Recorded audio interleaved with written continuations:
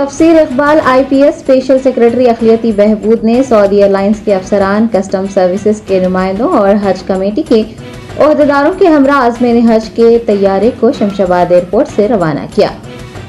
تلنگانہ سے عازمین حج کی پہلی فلائٹ 8 مئی کو رات 10:45 پر شمشاباد ایئرپورٹ کے حج ٹرمینل سے مدینہ منورہ روانہ ہوئی ہے۔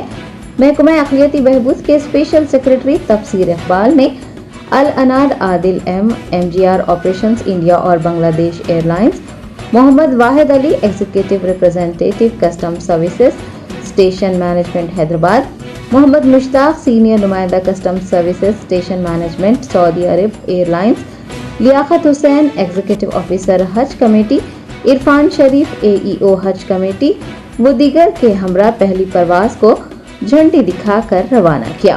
تلنگانہ عازمین حج کی پہلی پرواز آج مدینہ منورہ پہنچی، جہاں سعودی عرب میں ہندوستان کے سفیر ڈاکٹر سہیل اعجاز خان اور قونصل جنرل محمد شاہد عالم، حج 2024 کے امور سنبھالنے والی ہندوستانی ٹیم نے عازمین کا پرتپاک استقبال کیا۔